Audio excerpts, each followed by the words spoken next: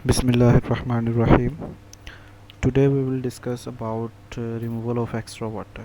Last time जो है वो हमने स्टार्ट किया था होम्योस्टेसिस इन प्लांट्स के प्लांट्स जो है वो अपने अंदर होम्योस्टेसिस अपने इंटरनल इन्वायरमेंट को जो है वो किस तरह मेंटेन करता है वो हम डिस्कस कर रहे थे। लास्ट टाइम हमने जो है वो देखा था कि how plants remove extra carbon dioxide and oxygen.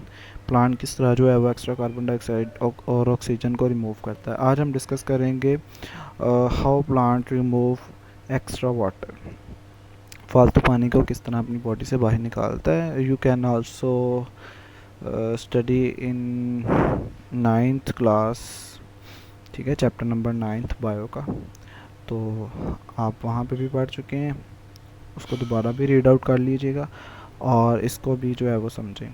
हम जानते हैं कि पौधे ज़मीन से हासिल करते हैं, ठीक है। अब हम जानते हैं कि पौधे ज़मीन से क्या हासिल करते हैं, पानी हासिल करते हैं, और ये इनके जिस्म में सेलुलर रेस्पिरेशन के दौरान भी बनता है। अगर आपको याद हो चैप्टर नंबर 7 में जब हमने पढ़ा था तो उसमें हमने देखा था बायोएनर्जेटिक्स वाले चैप्टर में कि किस तरह जो है वो सेलुलर रेस्पिरेशन होती है और पानी भी बनता है उसमें और CO2 भी बनती है। तो वो कहता है कि ये पानी प्लांट्स जो होते हैं वो एक तो क्या कर रहे होते हैं, यहाँ पर अगर आप देखें तो वाटर एब्जॉर्ब बाय रूट्स, यहाँ से वाटर एब्जॉर्ब हो रहा है। तो एक तो वाटर जो है वो क्या करते हैं, ज़मीन से जज़ब करते हैं, और दूसरा उनकी बॉडी में खुद ब खुद बनता है। खुद ब खुद कैसे बनता है, with the help of respiration.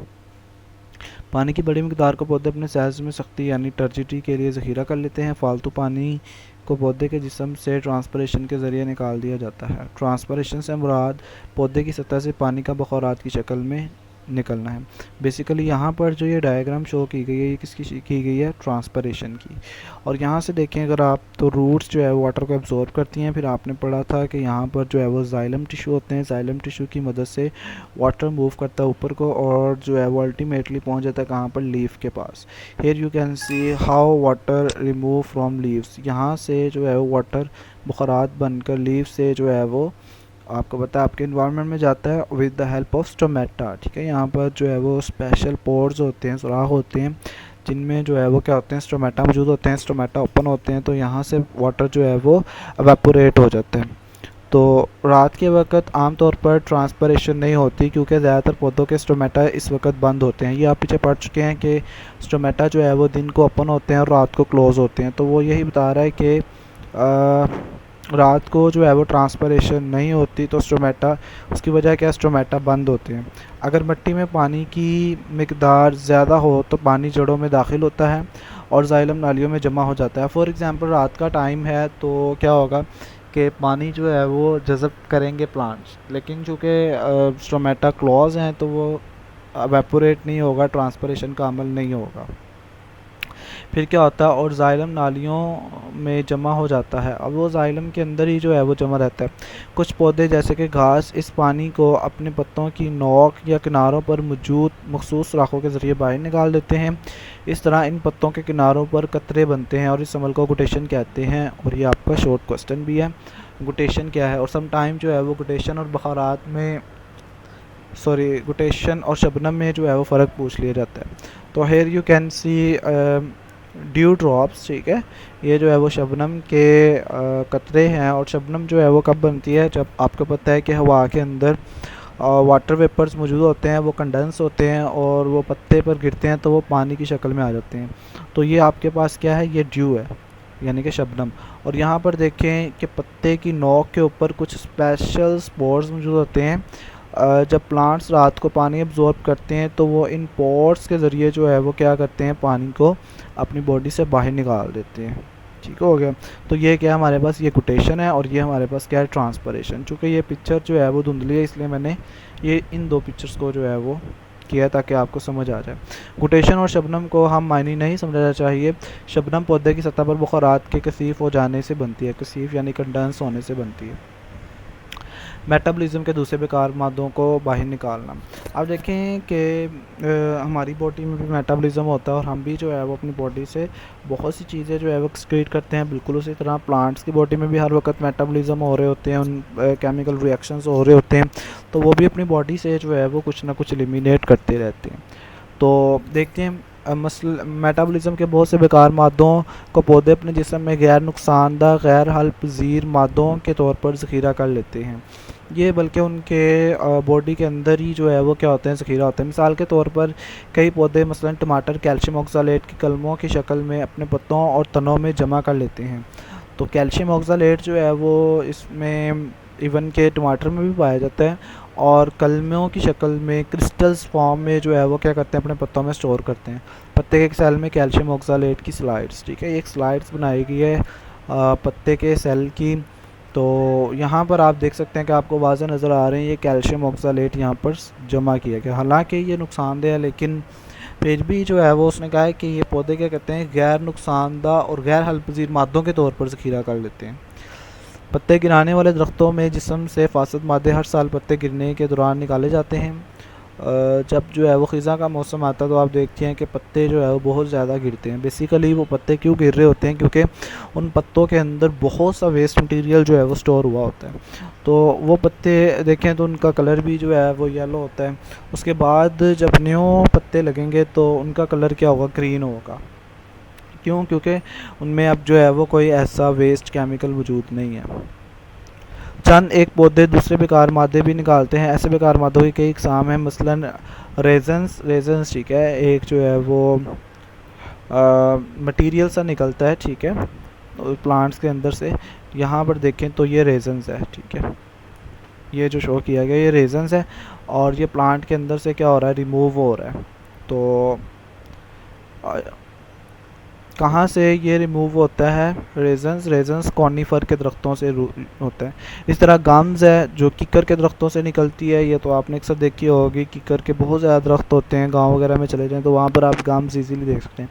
Lattice हैं, लैटिक्स रबड़ बनाने के लिए यूज़ होती है, ठीक है, जितनी भी रबड़ है वो सारी लैटिक्स से बनती है, रबड़ के पौधे से निकलता है। और म्यूसिलेज जो कॉर्निवर पौधों यानी भिंडी तोरी से निकलता है, ठीक है। गर्ल्स को बहुत ज़्यादा एक्सपीरियंस होगा कि जब वो भिंडी तोरी काटती हैं तो उसमें से कुछ जो है वो मटेरियल जो है वो निकलता है चिपचिपा सा, तो वो मटेरियल बेसिकली उसमें वेस्ट के तौर पर स्टोर होता है।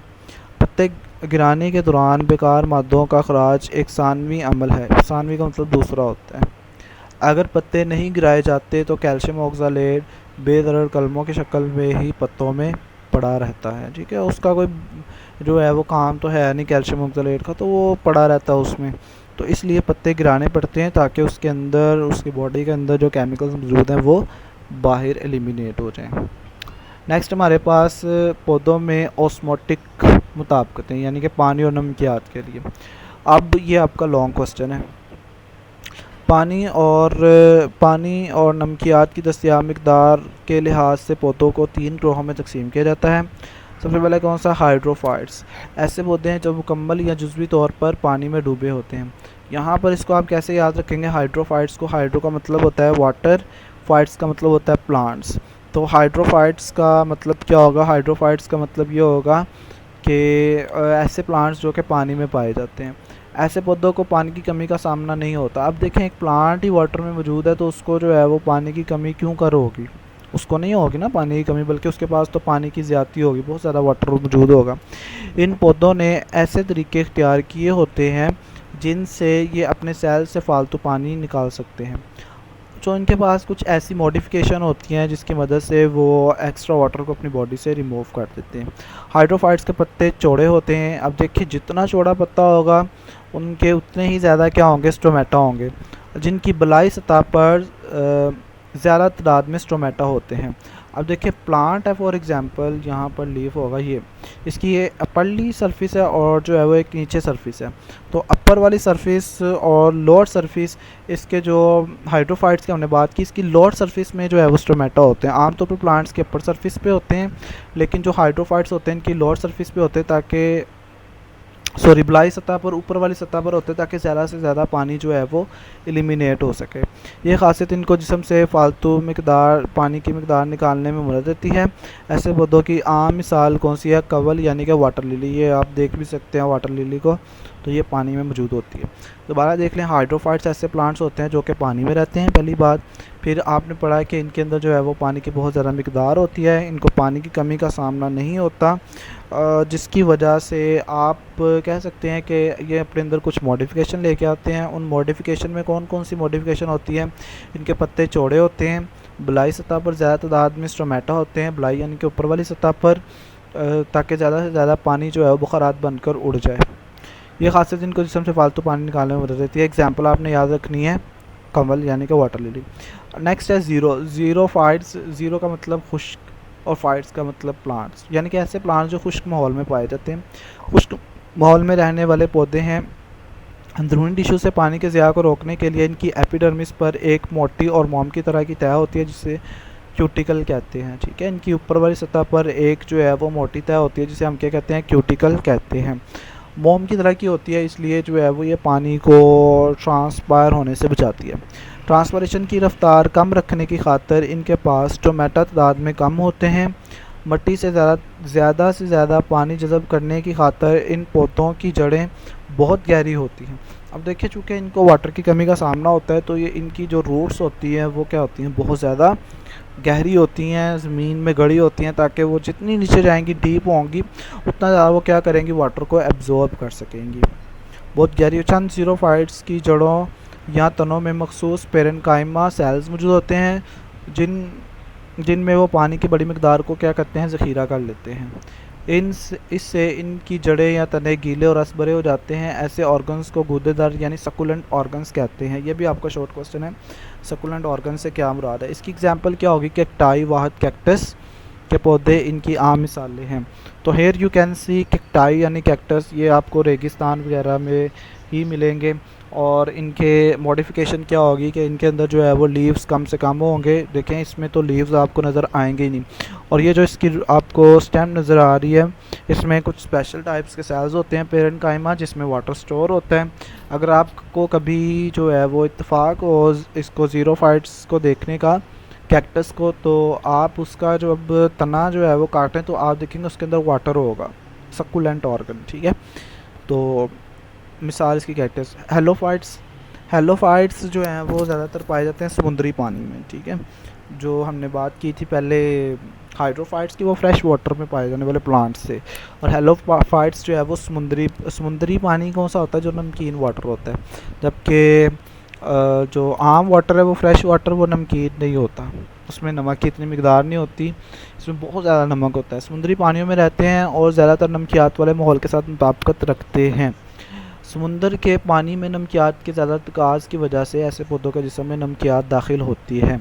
अब देखें, चूँकि उसकी बॉडी के बाहर जो है वो बिल्कुल ऑस्मोसिस वाला, जो मैंने लास्ट टाइम भी आपको बताया था टॉनिसिटी का कॉन्सेप्ट, उसी कॉन्सेप्ट को अपने माइंड में लाएं और देखें कि बाहर जो है वो नमकियात ज़्यादा हों, बॉडी में नमकियात कम हो, यानी कि वही आप हाइपरटोनिक सोल्यूशन वाला कॉन्सेप्ट ले लें कि बाहर जो है वो नमकियात ज़्यादा है, अंदर कम है। तो क्या होगा? अंदर से वाटर बाहर आएगा, और जब अंदर से वाटर जो है वो बाहर आएगा तो अल्टीमेटली क्या होगा? अंदर वाटर की कमी हो जाएगी और अल्टीमेटली इस प्लांट की डेथ हो जाएगी। तो ये प्लांट क्या करता है? अपने अंदर कुछ मॉडिफिकेशन लेकर आता है। देखते हैं वो क्या मॉडिफिकेशन होती हैं। समुंदर के पानी में नमकियात ज़्यादा तकाज़ की वजह से आते पौधे के जिस्म में नमकियात दाखिल होती हैं। अब देखिए, जब पानी अंदर दाखिल होगा तो नमकियात भी उनकी बॉडी में क्या होंगे? दाखिल हो जाएंगी। दूसरी तरफ इनके सेल्स का पानी समुंदर के पानी हाइपरटोनिक पानी में जाने का रुझान रखता है, जो मैंने अभी बात बताई आपको। जब नमकियात इनके सेल्स में दाखिल होते हैं तो ये पौधे नमकियात की बड़ी मिकदारों को अपने वैक्यूज़ में ले जाने और वहीं रखने के लिए एक्टिव ट्रांसपोर्ट करते हैं। अब जैसे ही नमकियात इसकी बॉडी में दाखिल होती हैं तो ये क्या करते हैं? एक्टिव ट्रांसपोर्ट करते हैं। एक्टिव ट्रांसपोर्ट क्या होती है? चैप्टर नंबर 4 में 9th क्लास में आपने पढ़ा था कि एनर्जी को यूज़ करते हुए हाई कंसनट्रेशन से लो कंसनट्रेशन की तरफ आप मूव कर जाते हैं, ठीक है। तो इसमें क्या होता है कि नमकियात जो होती हैं वो स्टोर कर ली जाती हैं। अब देखें, अल्टीमेटली क्या होगा? वो नमकियात को स्टोर करता रहेगा तो उसकी बॉडी में नमकियात की मिकदार क्या हो जाएंगी? ज़्यादा हो जाएंगी। तो फिर क्या होगा? फिर वाटर बाहर नहीं जाएगा। नमकियात को वैक्यूज़ में सेमी परमेबल मेम्ब्रेन से गुजरकर बाहर नहीं जाने दिया जाता, ठीक है, वो उसके अंदर स्टोर कर लेते हैं।